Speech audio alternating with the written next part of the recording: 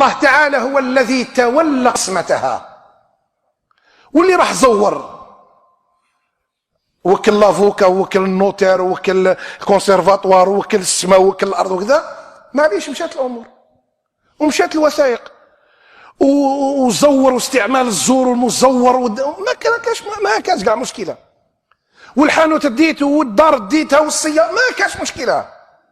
وبعدين سنقف عند الله.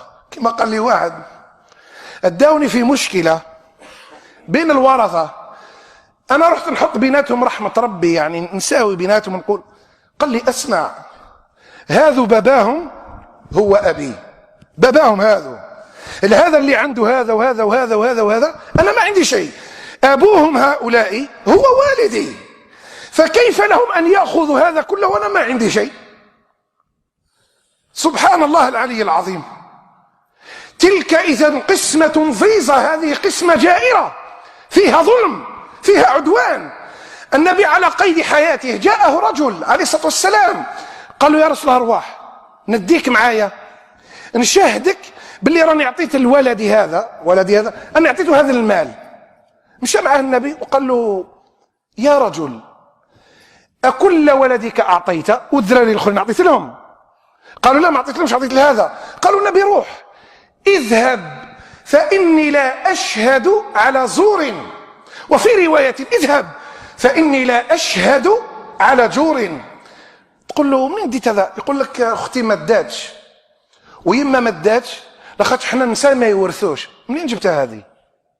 اعطي لها تشوف في يديها، مسك لها المال، اعطي لها المال، اعطي لها 200 مليون في يديها، قل لها هاكي هذا حق باباك، شوف ساعتين تحكم ولا ما تحكمش.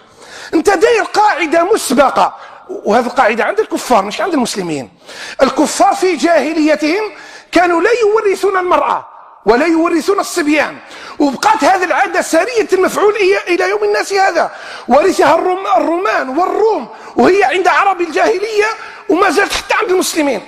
يقول لك انا اديت كذا وكذا خاطر اختي ما تورث. شكون قال اختك ما تورث؟ من؟ يقول لك يما ما تديش من بابا لان يما انثى. من بالصح؟ هذا كلامك.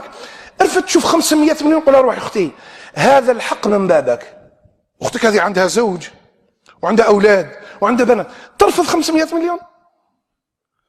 اختك اللي نقول ما تديش 10 ملايين 10 ملايين لما تحطهم عندها تقول لها هذا حق باباك وروح. ماشي تقعد عند راسها تقول لها هذا حق باباك وانت واقف عند راسها.